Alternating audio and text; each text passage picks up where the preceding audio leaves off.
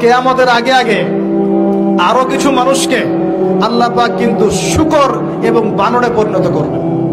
এই হাদিসটা কি জানেন? হাদিসটা শুনে রাখেন, এটা আখিরুল জামান বা কিয়ামতের আলামত সংক্রান্ত হাদিসগুলোর মধ্যে পাবেন।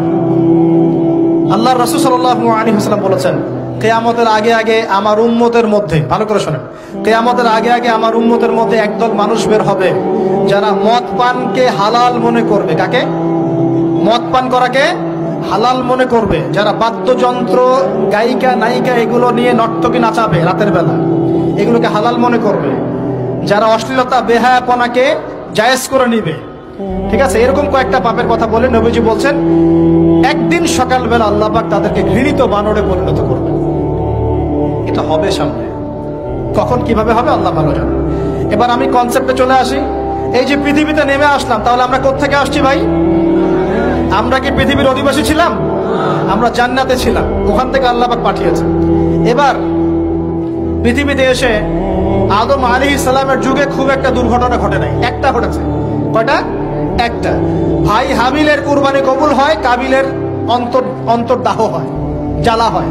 কেন হাবিলেরটা কবুল হবে, কাবিলের কেন হচ্ছে না? এই হিংসার বশবর্তী হয়ে কাবিল হাবিলকে হত্যা করে ফেলে। হত্যা করে লাশটা দাফন করার পদ্ধতিও তার জানা ছিল না। আল্লাহ কাককে পাঠালেন, কাককে দেখে সে শিখল। প্রথম দুর্ঘটনা হচ্ছে হাবিল কাবিলের দুর্ঘটনা। বলে রাখি, আজকেও নিজের ভাইয়ের বেশে বহু কাবিল মুসলিম সমাজের মধ্যে ঘুরে বেড়ায়। নিজের ভাইয়ের লেবাসে, পোশাকে, সুরতেই বহু কাবিল এখনো কিন্তু মুসলিম সমাজে ঘুরে বেড়ায়। তো আমরা কাবিলদেরকে কাবিলের পরিণতি সম্পর্কে সচেতন করতে চাই। হাবিল বলেছিল, তুমি যদি আমাকে মারতে আসো, আমি তোমাকে মারার জন্য হাত বাড়াবো না। হাবিল জান্নাতে যাবে আর কাবিল জাহান্নামে যাবে। কেন কাবিল জাহান্নামে যাবে? নবীজি বলেছেন, পৃথিবীর প্রথম হত্যাকাণ্ড সংগঠিত করেছে কাবিল। এ কারণে পৃথিবীতে যত খুন হবে, সমস্ত খুনের পাপের একটা অংশ কাবিলের আমলনামায় যোগ করা হবে। বলেন নাউজুবিল্লাহ। একটা কথা মনে রাখবেন, সদকায়ে জারিয়া যেমন আছে, গুনাহে জারিয়াও আছে। একটা মদের দোকান দিয়েছেন, যত মানুষ মদ খাচ্ছে, সমস্ত গুনার একটা অংশ আপনার কাঁধে আসছে।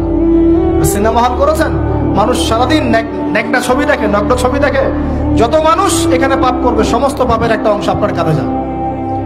আবার একটা মাদ্রাসা করেছেন, যত মানুষ এখানে দ্বীনি ইলম শিখবে, এই নেকির একটা অংশ আপনি পাবেন ইনশাআল্লাহ।